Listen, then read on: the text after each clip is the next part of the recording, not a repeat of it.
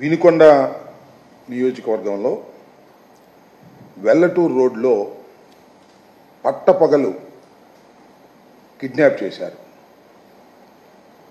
ఒంటేరు నాగరాజు అనేటువంటి ఒక వైసీపీ కార్యకర్తని ఆటోలో వెళుతుంటే ఆటోని ఆపి వాళ్ళ బావమరిదిని, తల్లిని, చెల్లిని కొట్టి దారుణంగా ఈడ్చుకు వెళ్ళి స్కార్పియోలో ఎత్తుకుపోయారు. ఇది జరిగింది ఎక్కడో కాదు, ఆంధ్రప్రదేశ్లో వినుకొండలో వెల్లటూరు రోడ్డులో జరిగినటువంటి సంఘటన. ఎంత దురదృష్టకరమైన సంఘటనలు జరుగుతున్నాయో నేను ప్రత్యేకంగా చెప్పాల్సిన అవసరం లేదు. ఈ కూటమి ప్రభుత్వం వచ్చిన దగ్గర నుంచి కూడా అతి దారుణంగా లా అండ్ ఆర్డర్ ఫెయిల్ అవ్వటమే కాకుండా నడి రోడ్డు మీద హత్యలు జరుగుతూ ఉన్నాయి, నడి రోడ్డు మీద కిడ్నాపులు జరుగుతూ ఉన్నాయి. ఈ ఒంటేరు వీరయ్య అనే అతను వాస్తవానికి మాచర్ల నియోజకవర్గానికి చెందినటువంటి వ్యక్తి. పిన్నెల రామకృష్ణారెడ్డి గారి మీద మొన్న పెట్టినటువంటి కేసులో is also an accused. Bail మీద బయట ఉన్నాడు. భయపడి వినుకొండ వచ్చి వాళ్ళ బావమరిది దగ్గర తలదాచుకుంటూ కూరగాయల వ్యాపారం చేసుకుంటున్నాడు. ఆటోలో కూరగాయలు తీసుకొని వెల్లటూరు రోడ్లో వేరే చోటకు వెళుతున్నటువంటి సందర్భంలో తెలుగుదేశానికి చెందినటువంటి వ్యక్తులు, రౌడీలు దారుణంగా వచ్చి ఆటో ఆపి వాళ్ళ బావమరిదిని కొట్టి నరికి తల్లి చెల్లెలను పక్కకు నెట్టి ఇతన్ని తీసుకొని కిడ్నాప్ చేసుకొని వెళ్ళిపోవటం అనే దాన్ని మనం చూస్తే వాళ్ళ రాష్ట్రంలో ఏం జరుగుతుందంటున్నా? రాష్ట్రంలో అసలు లా అండ్ ఆర్డర్ ఉందా? హోమ్ డిపార్ట్మెంట్ పనిచేస్తుందా? పోలీస్ వ్యవస్థ పనిచేస్తుందా? నడి రోడ్డు మీద వినుకొండ లాంటి సమస్యాత్మకమైనటువంటి నియోజకవర్గం. మొన్ననే వినుకొండలో అతి దారుణంగా ఒక వ్యక్తిని నడి రోడ్డు మీద బహిరంగంగా నరికి చంపినటువంటి వినుకొండలో లా అండ్ ఆర్డర్ లేదే. ఎవరిని పడితే వాళ్ళని ఎత్తుకుపోతున్నారే. మరి నేను ఈ సందర్భంగా చెప్పదలుచుకొని ఎస్పీ గారితో కూడా మాట్లాడాము. ఆయన కూడా మేము వీఆర్ గోయింగ్ టు యాక్షన్ అండి, మా టీమ్స్ రీచ్ అవుతున్నాయి, మేము యాక్షన్ తీసుకుంటామని ఆయన చెప్పారు. నేను అనేది ఏమిటంటే, ఆ వ్యక్తికి, ఒంటేరు నాగరాజు అనేటువంటి వ్యక్తికి ఏ విధమైనటువంటి హాని జరిగినా దానికి బాధ్యత వహించవలసింది నారా చంద్రబాబు నాయుడు గారి ప్రభుత్వం. దీని మీద తక్షణం స్పందించాలి. అతన్ని ప్రాణహాని లేకోకుండా కాపాడవలసినటువంటి బాధ్యత ఉంటుంది. ఆయన ఒక కేసులో ముందే అయితే అవ్వచ్చు, అది చట్టపరంగా జరగవలసినటువంటి అంశం.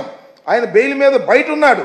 భయపడి వచ్చి వినుకొండలో తలదాచుకుంటున్నటువంటి సందర్భంలో మాచర్ల నుంచి వచ్చి వినుకొండలో దౌర్జన్యం చేసి ఆయన నెంబర్ కూడా ఇచ్చారు, ఏదో దాని పేరు ఏంటి, వెహికల్ నెంబర్ కూడా దానిలో ఉందని కూడా అది ఒకసారి వెహికల్ నెంబర్ కూడా అది ఎంతవరకు కరెక్టో, మరి నెంబర్ ప్లేట్ మార్చారో నాకు తెలియదు కానీ, అడ్డం తప్పుగా మార్చారో నాకు తెలియదు కానీ దాని నెంబర్ కూడా ఈ సందర్భంగా నేను చెప్పదలుచుకున్నాను. AP 37 CU 9252 కారులో నాగరాజు కిడ్నాప్ చేసి తీసుకువెళ్ళారు.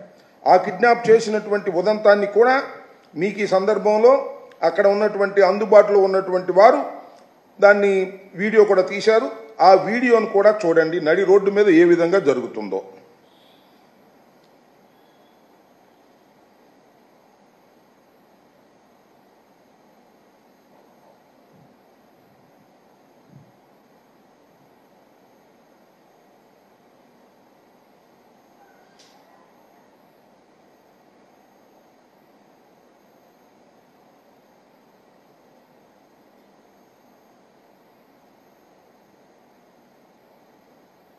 అయిపోయిందా? తల్లి చెల్లి, ఆయన తల్లి నాగరాజు, తల్లి నాగరాజు చెల్లి, నాగరాజు బావమరిది, ముగ్గురు కలిసి ఆటోలో వెళ్తున్నారు కూరగాయల వ్యాపారం చేసుకుంటూ. అలా బావమరిదినేమో నరికారు, అతను పారిపోయాడు పాపం.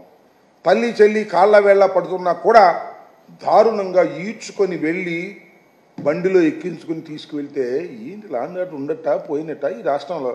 అదేమంటే అసలు లా అండ్ ఆర్డర్ గురించి మీరు మాట్లాడతారా?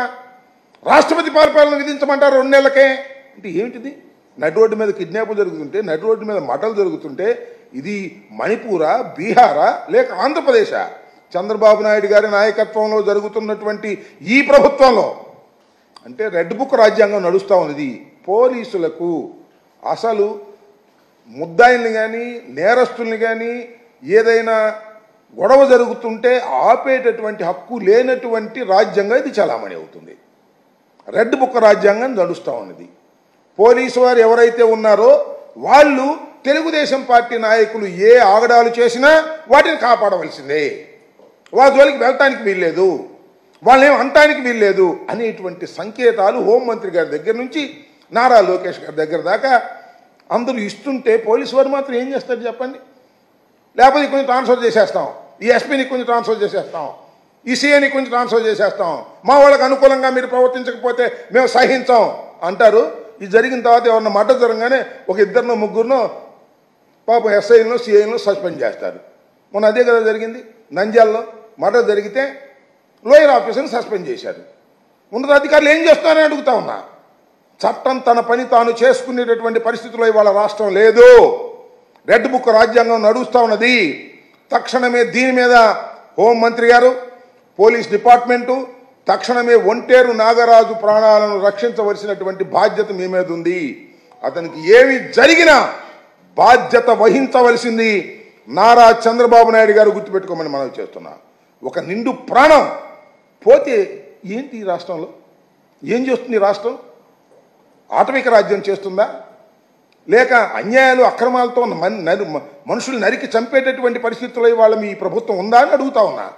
దీన్ని తక్షణమే యాక్షన్ తీసుకోవాలి. ఇమీడియట్గా యాక్షన్ తీసుకోకపోతే చాలా దారుణాలు జరిగేటువంటి పరిస్థితి ఉంది.